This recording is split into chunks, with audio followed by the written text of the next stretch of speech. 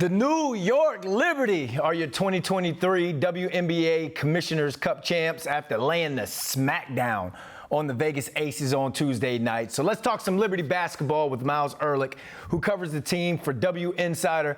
Myles, thanks for hopping on, man. It's like they won this game, and then they channeled their inner Lil Wayne, popping champagne like they won a championship game. And I know they won the Commissioner's Cup, but this win technically didn't count in the standings. But it did, though, put the entire WNBA on notice. So what was your biggest takeaways from the win?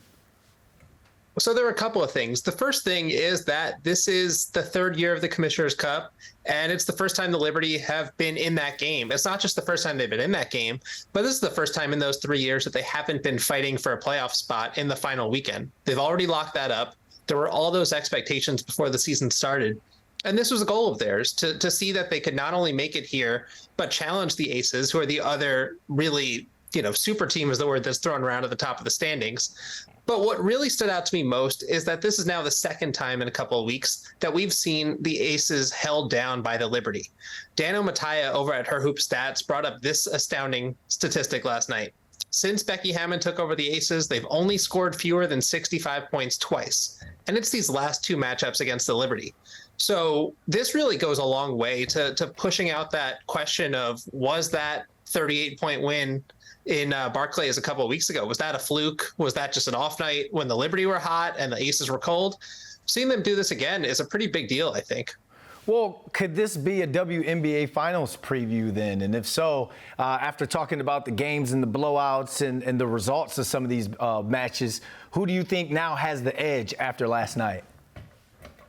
So we're not all that far removed from the Aces being, it's something like a minus 400 or something on sportsbooks. It was ridiculous how far ahead of the field they were. And now I think they've kind of close to pulled even, and the teams play again tomorrow night. So it's as close as it's been since, the off season. And I think that's because we've seen these two really big wins. We've seen the Liberty show that they could do this, that they could hang. And the biggest question mark, I think, going forward for the rest of the season is, are the Aces going to get Candace Parker back? Because post-game last night, Becky Hammon said there were times where the Liberty were just playing 5-on-4 on defense. They were leaving Kia Stokes all by herself and coming to help. Alicia Clark came in, and then they were able to kind of take it to her a little bit because they don't quite have the size. So in not having Candace on the floor, the Aces suddenly have a big vulnerability, even though there are 4 All-Stars out there at the same time. And the Liberty are a team that can capitalize on those mismatches. So I think that, the edge right now would have to go to New York. And you couldn't have said that a month ago. Well, the Liberty, it was like they were so deep last night. They didn't even really need their stars. So they showed how deep they were in terms of talent. We know, obviously, about the superstars on this team. But who else should we keep an eye on for the rest of this season and even when we get into the playoffs?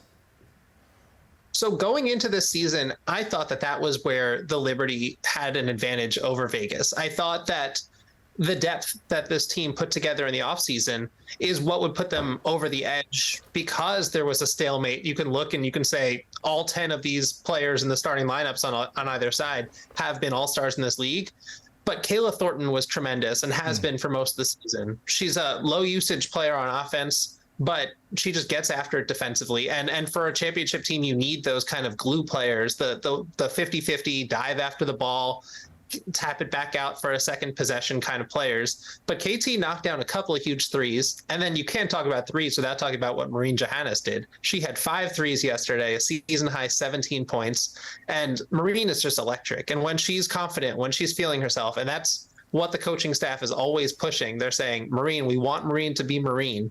We want her to take those really audacious shots, those one-legged jumpers. That's when this team is at its most dangerous. And they also just brought back Steph Dolson after an injury. She was out for, I think, about 6 weeks, rehabbing an ankle injury. So now they've got some post depth, which they didn't have earlier in the season. So when you put all of that together, that really can be something that puts New York over the top, that depth. Yeah, you really got to have depth when you're going on the playoff run like this team is. Really quick, you mentioned how they play again tomorrow. Do you think we'll see the same result?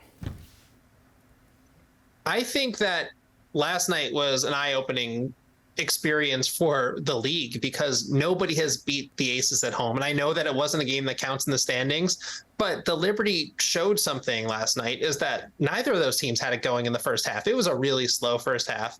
And the Aces actually jumped out to a 7-point lead early in the third quarter.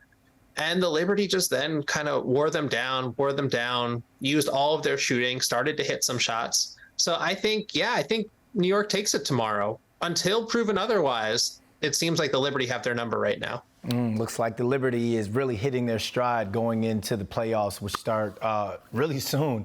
Hey, Myles, thanks for joining us. Of course. Thanks so much, Brandon.